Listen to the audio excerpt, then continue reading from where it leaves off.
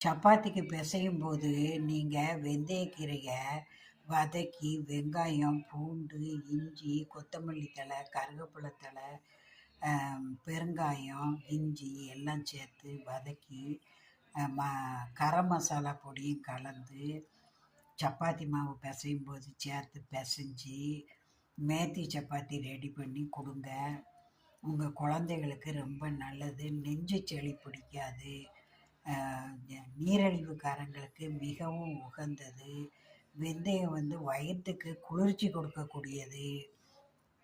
அதனால் அடிக்கடி இந்த வாரத்தில் 2 தடவையாவது வெந்தயக்கீரையை சேர்த்துங்க. இந்த சப்பாத்திக்கு தயிரை தொட்டுக்கிட்டு சாப்பிட்டீங்கன்னா ரொம்ப நல்லாயிருக்கும்.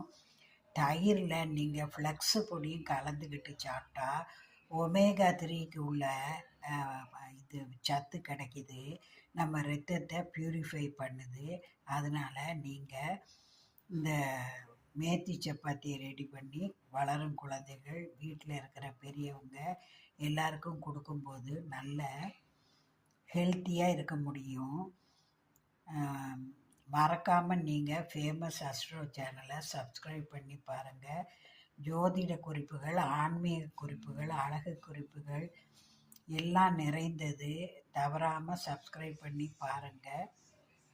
மேத்தி சப்பாத்தி தவறாமல் செய்து சாப்பிடுங்க. குழந்தைகள் தனியாக காய்கறியை கீரை சாப்பிட சலிப்பாங்க. அதுக்கு நீங்கள் இந்த மாதிரி சப்பாத்திகளில் கலந்து வெஜிடபிள் சப்பாத்தி, மேத்தி சப்பாத்தி, பீட்ரூட் சப்பாத்தி கொடுத்துடலாம்.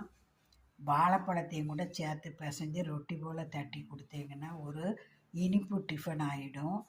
இதுபோல் குழந்தைகளுக்கு காய்கறிகளையும் பழங்களையும் கொடுத்து வளர்த்திங்கன்னாக்கா அவங்க எதிர்காலத்தை மீட் பண்ணக்கூடிய ஆரோக்கிய குழந்தைகளாக இருப்பாங்க.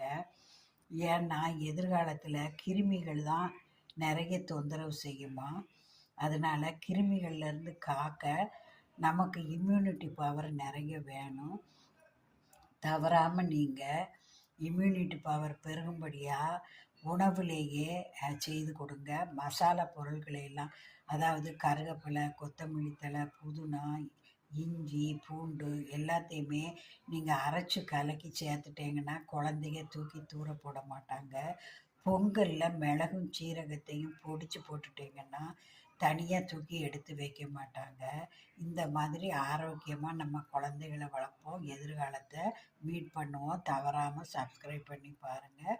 ஃபேமஸ் அஸ்ட்ரோ சேனல் ஜோதிட ஆன்மீக குறிப்புகள் நிறைந்தது. தவறாமல் பாருங்கள். நன்றி, வணக்கம்.